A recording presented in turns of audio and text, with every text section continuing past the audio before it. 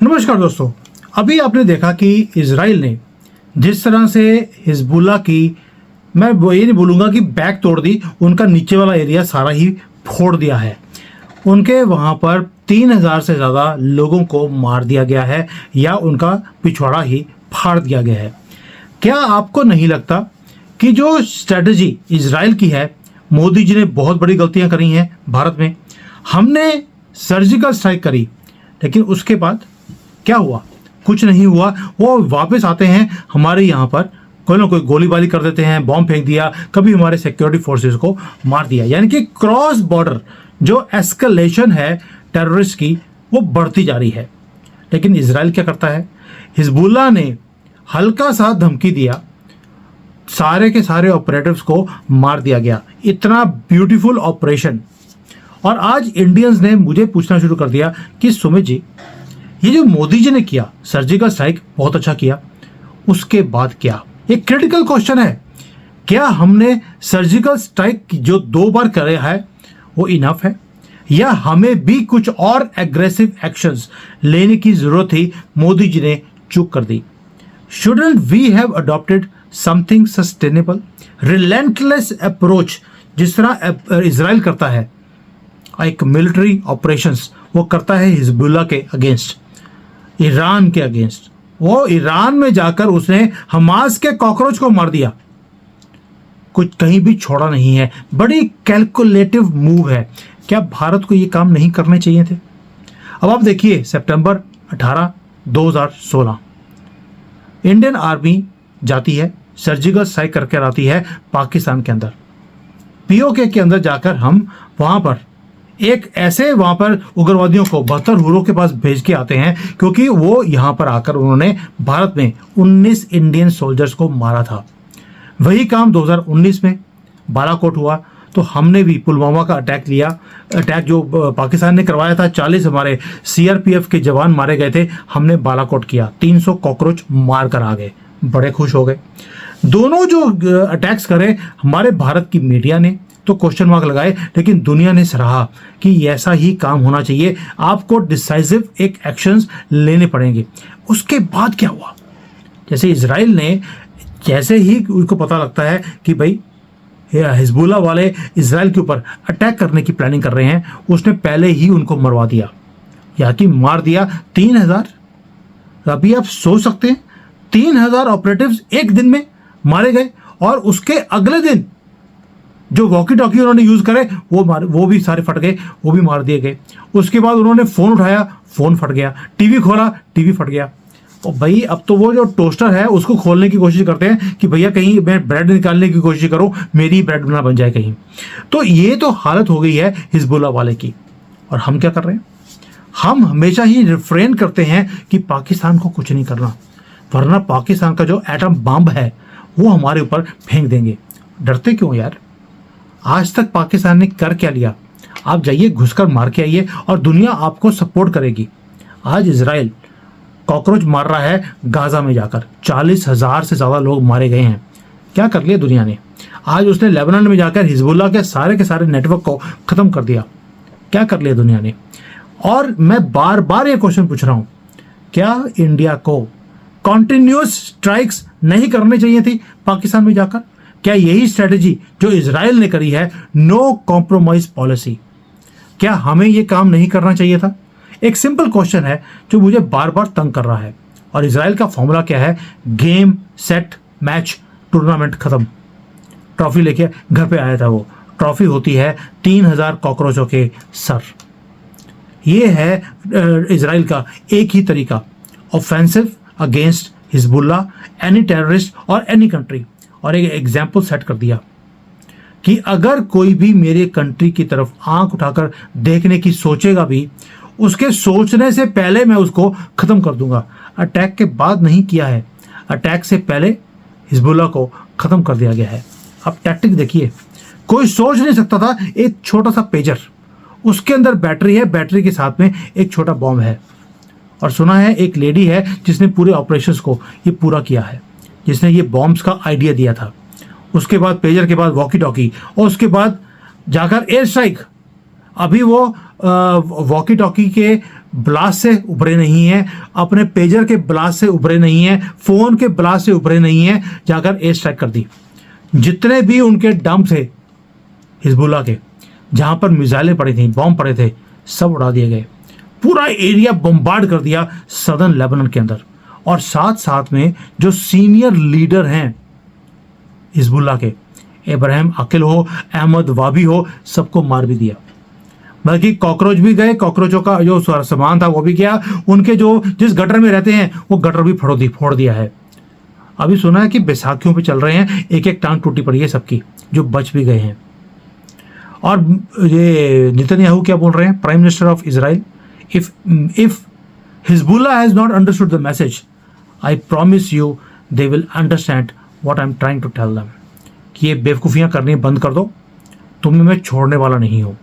और हिजबुल्लाह के पूरे कम्युनिकेशन नेटवर्क को, सारे के सारे जो उनके, जिसको बोलते हैं कि लोगों को मार कर ख़त्म कर कर एक कैलकुलेटिव मैसेज भेज दिया पूरी दुनिया को कि मेरे दुश्मन दुनिया में कहीं भी बैठे हों, मैं छोड़ूंगा नहीं।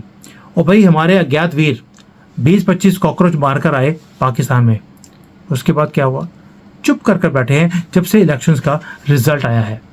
यानी कि हमारा जो आर्मी का मिलिट्री डॉक्ट्राइन है वो हमेशा ही होता है शांति, कुछ नहीं करना। जब वो हमारे ऊपर स्ट्राइक करेंगे हम सर्जिकल स्ट्राइक कर देंगे, हम घुसकर मारेंगे। घुसकर मारेंगे क्या होता है, आप डिप्लोमेसी और इंटरनेशनल प्रेशर पाकिस्तान जैसे जानवर के ऊपर डालने की कोशिश कर रहे हो, वो सुधरने वाले हैं? उनका तो डीएनए है लड़ाई करना, उनका तो डीएनए है क्रॉस बॉर्डर टेररिस्ट भेजना।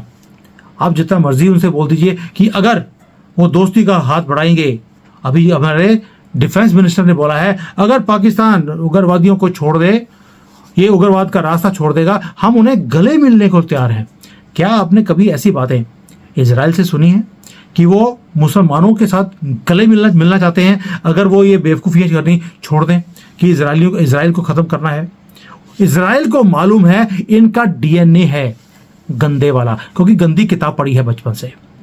उनका डीएनए चेंज नहीं हो सकता, इसलिए आप बार बार क्यों बोलते हैं? ये आपकी वीकनेस दिखाती है मोदी जी, कि आप वीकनेस की लेवल पर बोल रहे हैं कि आप उग्रवाद छोड़ दीजिए, हम आपको गले मिलना चाहते हैं। आपको पैसे चाहिए, आप हमारे से मांग लीजिए, $7 बिलियन तो हम दे देंगे, आप उग्रवाद का रास्ता छोड़ दीजिए। और पाकिस्तान आपको बोल देगा कि हाँ जी हम तो छोड़ने वाले हैं, आप बस 7 बिलियन दे दीजिए। और आप ये बेवकूफ़ी कर भी बैठेंगे कि पाकिस्तान ने बोल दिया कि हम उग्रवादी आगे से नहीं भेजेंगे, इसके बदले हम $7 बिलियन पाकिस्तान को दे रहे हैं। ये मैसेज दे रहे हैं आप हिंदुओं को। क्या इसके लिए हमने आपको तीसरी बार आपको जिताया है? आप इजराइल को देखिए, ये है जो भारत का एक एक हिंदू चाहता है आपसे। जो इजराइल आज हिजबुल्लाह के साथ कर रहा है, यही काम हमें अपने देश के अंदर जिहादी और पाकिस्तान में बैठे जिहादियों का यही हाल हम चाहते हैं आपसे। हमारी सिचुएशन को तो आपने और भी ज़्यादा कॉम्प्लेक्स कर दिया। पाकिस्तान को आपने खुलेआम बोल दिया घुस के मारूंगा, वो और भी ज़्यादा तेज़ हो गए हैं पहले से भी ज़्यादा। और वो अपने स्ट्रैटेजीज को चेंज कर हमारे साथ वॉरफेयर, प्रॉक्सी वॉरफेयर जो है और तेज़ कर रहे हैं। उन्होंने अपने नंबर्स को पूरे भारत में फैला दिया है। अभी पता लगा कि 2000 से ज़्यादा इनके कॉकरोच नेपाल के बॉर्डर पे बैठे हैं जो भारत में आना चाहते हैं। और उन्हें बोल दिया कि आपको किसी के घर में जाकर नहीं रहना, जो मस्जिदें हैं और जो इनके मदरसे होते हैं वहाँ जाकर रहना है, क्योंकि वहाँ पर आर्मी पुलिस नहीं जा सकती। क्या इजराइल ने स्कूल छोड़ा? कोई स्कूल में बच्चे पढ़ रहे थे, उसके नीचे कॉकरोच थे, उसने परवाह नहीं करी, बच्चे मार दिए, क्योंकि उसे मालूम है कि ये 13 बच्चे जो हैं कल को जाकर जिहादी ही बनने वाले हैं। इससे अच्छा ये है कि ये बच्चे जो है, ये तो आड़ है, उसके नीचे गेम तो नीचे बंकर में हो रही है, उसने बंकर उड़ा दिए, परवाह नहीं करी उसने। और आप हमेशा ही ह्यूमन राइट्स ह्यूमंस के लिए होते हैं, इन जानवरों के लिए ह्यूमन राइट्स कब से आने शुरू हो गए मुझे समझ नहीं आया। अगर इजराइल ये काम कर सकता है, चाइना कर सकता है, आप क्यों नहीं कर सकते? और ये पाकिस्तान वाले क्या करते हैं? मिलिटेंट्स को भेजते हैं, मदरसों में बैठाते हैं, उसके बाद जब वो कभी भी अटैक करेंगे तो सिविलियन पॉपुलेशन जहां पर ज्यादा होती है वहीं पर अटैक होता है, ताकि आप ऑपरेशन कर नहीं पाए और वो नीचे गटरों में से निकलकर भाग जाते हैं। You are always trying to catch them. Catch करने की जरूरत क्या है? खत्म कीजिए उनको। गटर में, जिस गटर में बैठे हैं उस गटर का पता है आपको कि कौन से गटर में कितने कितने कॉकरोच बैठे हैं, जाइए खत्म कर दीजिए। कौन रोकता है आपको? और यही स्ट्रेटेजिक डेप्थ है और स्ट्रेंथ है इजराइल की जो मुझे पसंद है। और हमारा देश ये काम करता ही नहीं है। चलिए मैं एक तरफ तो दाद देता हूं आपको मोदी जी की, आपने एटलीस्ट सर्जिकल स्ट्राइक तो करे। मनमोहन सिंह तो यूनाइटेड नेशंस में जाकर बोलते थे, और जी ये पाकिस्तान को बोलो हमारे ऊपर अटैक ना करें, हमारी तो यहाँ पे तरक्की रुक जाएगी, हम माफ़ी मांगते हैं। ये ऐसे करके यूनाइटेड नेशंस में जाके बोलते थे मनमोहन सिंह जी, दुनिया के सबसे बड़े अर्थशास्त्री। ये मिन्नतें डालकर आते थे वहां से, और पाकिस्तान हंसता था हमारे ऊपर। ये डोजियर देते थे, देखिए हमारे पास प्रूफ है आपने हमारे ऊपर अटैक कराया। वो कहते थे यार पीछे हट, ऐसे डोजियर मैं हर रोज क्रिएट करता हूं और रोज फाड़ के नीचे फेंक देता हूं। क्या इजराइल ने किसी दुनिया को कभी भी कोई डोजियर दिया, कोई प्रूफ देने की कोशिश करी? वो बोलते हमें इंफॉर्मेशन मिली है कि यहाँ कॉकरोच बैठे हैं, वो हमारे ऊपर अटैक करने की प्लानिंग कर रहे हैं, हमने उड़ा दिया। कर लो, जाकर 72 हूरों के पास जाकर उनसे पूछो कि प्लानिंग कर रहे थे या नहीं कर रहे थे। क्या भारत को ये काम नहीं करना चाहिए? बार बार ये क्वेश्चन आपसे भी है और मोदी जी से भी है। आप सोचते हैं कि भाई पाकिस्तान से पंगा ले लिया तो ये बहुत बड़ा एक युद्ध बन जाएगा। बनने दीजिए, हर रोज मरने से अच्छा है एक बार मर जाएंगे, कोई दिक्कत नहीं है। एक बार स्यापा तो खत्म हो जाएगा। कभी वो लश्कर तौबा हो, कभी वो जैश मोहम्मद हो, कभी कोई हो, क्योंकि हर एक के अंदर मोहम्मद नाम तो आना ही आना है जब भी कोई गंदा काम होना हो। वो 1400 सालों से यही हिस्ट्री रही है, और आप इस मोहम्मद को ख़त्म ही नहीं कर रहे, ना हमारे देश में ना उनके वहाँ जाकर। और अब तो एक रिपोर्ट आ गई है कि दुनिया में मोर देन 15% जो लोग हैं जो या तो रेप कर रहे हो या टेररिस्ट का काम कर रहे हो, उनका कॉमन नाम मोहम्मद ही होता है। और ये भारत की सॉइल के ऊपर भी यही हाल है। आपने ना तो देश के अंदर इन मोहम्मद नाम के लोगों को ख़त्म किया, ना आपने पाकिस्तान में, ना बांग्लादेश में, अब नेपाल में भी कुछ नहीं कर रहे। और इजराइल है हमारे देश, क्या हमारे जो दिल्ली का साइज़ है उससे छोटा है। वो 2 घंटे में आप नॉर्थ टू साउथ पूरी कंट्री घूम सकते हैं। उसके आसपास जितने कंट्री हैं वो सब कॉकरोचों की हैं, परवाह नहीं करता वो। एक एक को टकाने रखा हुआ है उसने जूती की नोक पर, और वो सारे अटैक करते हैं इजराइल के ऊपर। वो परवाह नहीं उसको, ना डर है कि ये बड़ा युद्ध हो जाएगा।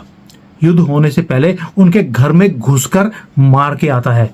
इट इज़ नॉट रिएक्शन, वो एक्शन होने से पहले ही उन्हें ऊपर भेज देता है। इतने डिफेंस एग्रीमेंट्स मोदी जी आपने यूएसए, फ्रांस, यूके सबके साथ कर लिए। क्या वो सारे के सारे जो हथियार अपने इकट्ठे कर रहे हैं, क्या वो एक आखिरी युद्ध के लिए हैं, या ये युद्ध कॉन्टिन्यूस आपको करना पड़ेगा?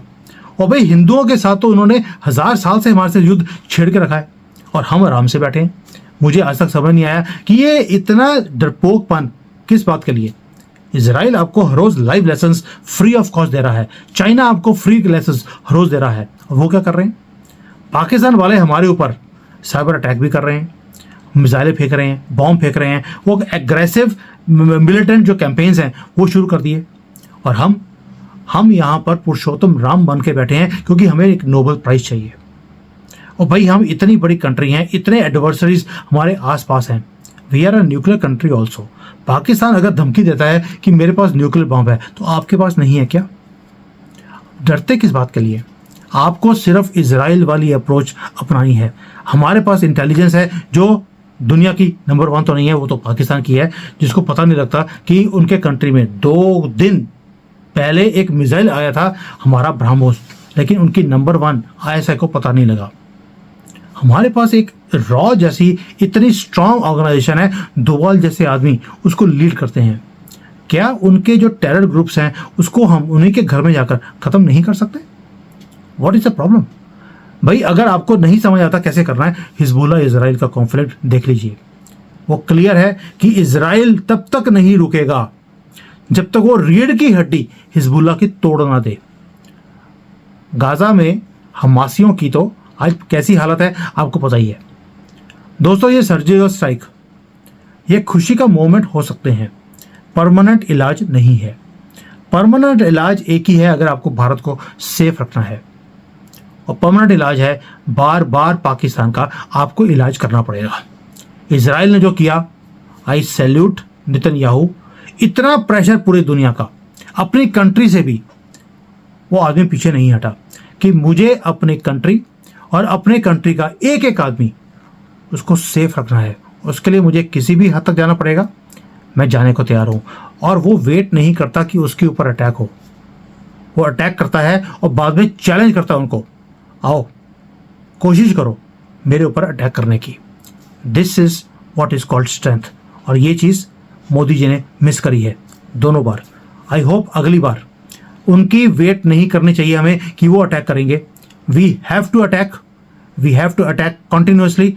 और इनकी रीढ़ की हड्डी पाकिस्तान की, अब मिलिटेंसी की, वो तोड़नी पड़ेगी। Thank you. जय हिंद। वंदे मातरम।